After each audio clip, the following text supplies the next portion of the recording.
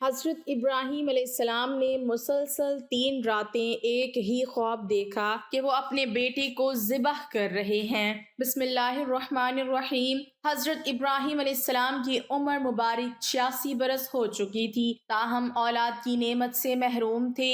انہوں نے اللہ تعالیٰ کی بارگاہ میں کچھ اس طرح دعا کی: اے میرے رب، مجھے نیک اور صالح بیٹا عطا کر۔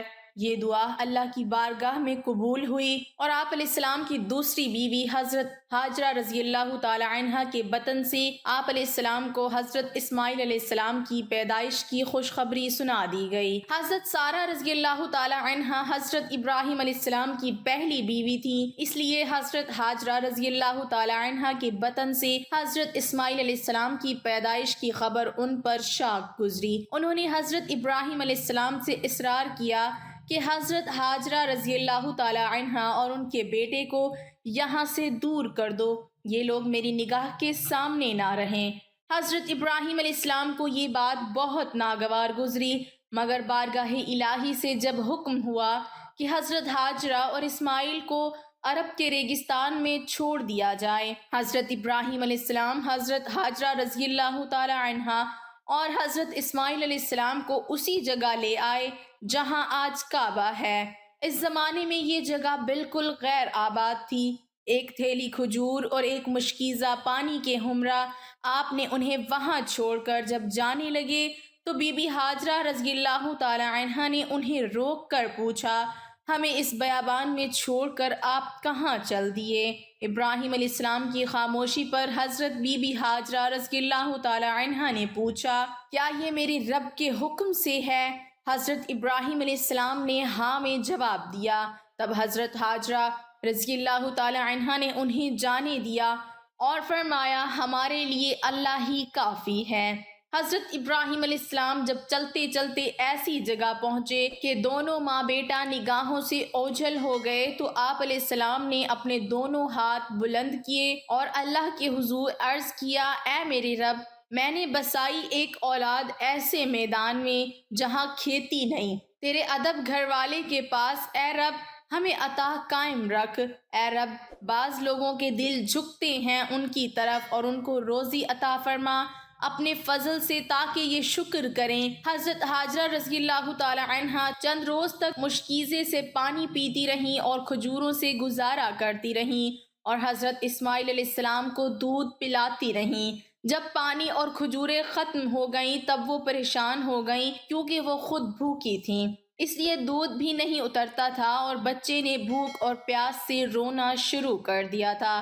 بچے کی بے چینی دیکھ کر حضرت ہاجرہ رضی اللہ تعالی عنہا نے پانی کی تلاش شروع کر دی اور وہ صفا پہاڑی پر چڑھی کہ شاید کوئی اللہ کا بندہ نظر آ جائے یا کہیں سے پانی مل جائے، مگر کچھ نظر نہ آیا۔ پھر وہ واپس وادی میں آ گئی اور پھر وہ دوسری پہاڑی مروہ پر چڑھی کہ کہیں پانی نظر آ جائے۔ اس طرح آپ رضی اللہ تعالی عنہا نے 7 چکر لگائے۔ مامتا کا یہ جذبہ اللہ تعالیٰ کی بارگاہ میں اس قدر مقبول ہوا کہ بیت اللہ کی زیارت کے لیے آنے والے ہر فرد پر اللہ تعالیٰ نے اسے لازم قرار دے دیا کہ حضرت ہاجرہ رضی اللہ تعالی عنہا کی سنت کی پیروی کرتے ہوئے صفا اور مروہ کے پہاڑوں کی سعی کرے۔ اس جستجو پر مشتمل عمل کی مقبولیت کا ایک اشارہ یہ بھی تھا کہ 7ویں چکر میں حضرت ہاجرہ رضی اللہ تعالی عنہا جب بچے کے پاس واپس آئیں تو دیکھا کہ جس جگہ حضرت اسماعیل علیہ السلام روتے ہوئے ایڑیاں رگڑ رہے تھے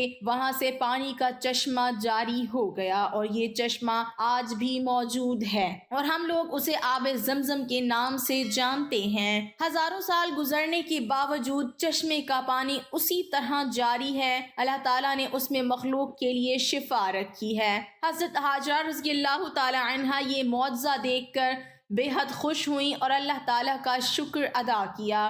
اس کے بعد آپ رضی اللہ تعالی عنہا نے بچے کو پانی پلایا اور خود بھی اس سے مستفید ہوئیں۔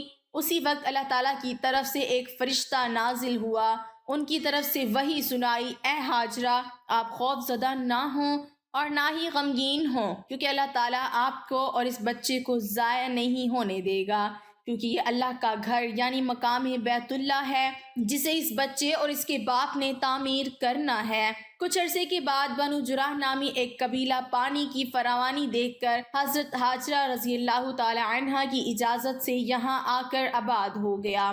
حضرت اسماعیل علیہ السلام کا بچپن اسی قبیلے کے افراد کے درمیان گزرا۔ ابھی حضرت اسماعیل علیہ السلام بچے ہی تھے کہ حضرت ابراہیم علیہ السلام نے خواب میں دیکھا کہ حضرت ابراہیم علیہ السلام اپنے لخت جگر کو اللہ کی راہ میں قربان کر رہے ہیں۔ آپ علیہ السلام نے مسلسل 3 راتیں ایک ہی طرح کا خواب دیکھا، لہٰذا آپ علیہ السلام کو یقین ہو گیا کہ یہ خواب یقیناً اللہ تعالیٰ کی طرف سے ہی ہے، اور آپ علیہ السلام نے اللہ تعالیٰ کے حکم کی تعمیل کا ارادہ فرمایا اور اپنا تمام خواب اپنے بیٹے کو سنایا۔ اور پھر حضرت اسماعیل علیہ السلام سے پوچھا، میرے بیٹے، میں تجھے اپنے خواب کے پیش نظر اللہ کی راہ میں قربان کرنا چاہتا ہوں، بتا تیری کیا رائے ہے؟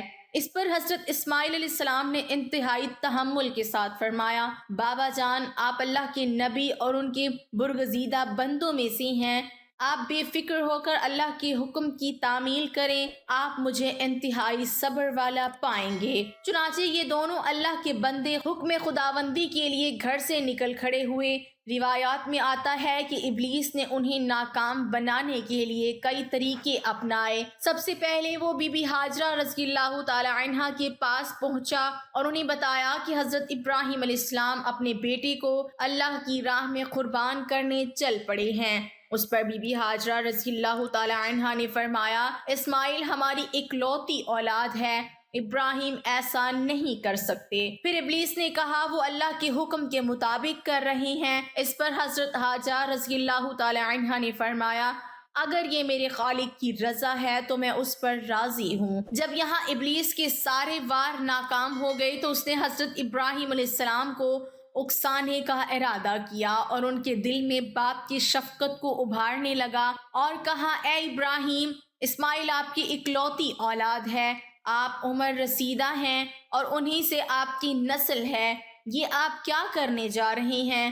اس پر حضرت ابراہیم علیہ السلام نے جواب دیا، مجھے میرا بیٹا اللہ نے دیا ہے اور یہ میرے پاس اللہ کی امانت ہے، میں اللہ کے حکم پر راضی ہوں، وہ جسے چاہے حکم دے اور اس کے تابع اور فرما بردار ہیں۔ آپ علیہ السلام کے جواب سے ابلیس کو سخت مایوسی ہوئی، لیکن اس نے اپنی ناکام کوشش جاری رکھی، حتیٰ کہ اس نے حضرت اسماعیل علیہ السلام کو بھی بہکایا، لیکن وہ بھی اپنے مقصد پر ڈٹے رہے۔ حضرت اسماعیل علیہ السلام نے فرمایا، میں اپنے رب کی رضا میں راضی ہوں، میرے رب نے میرے بابا کو براہ راست میری قربانی کا حکم خواب میں دیا ہے، اور انبیاء کرام کے خواب سچے ہوتے ہیں۔ کہا جاتا ہے کہ ابلیس نے انہیں 3 مرتبہ قربان گاہ جانے کی راہ میں حائل ہونے کی کوشش کی، اور تینوں مرتبہ حضرت اسماعیل علیہ السلام اور حضرت ابراہیم علیہ السلام نے ان پر کنکر برسائے اور اسے کامیاب نہ ہونے دیا۔ یہی وہ سنت ہے جسے ہر سال حجاج کرام دہراتے ہیں، اور یہ سنت رمی کہلاتی ہے۔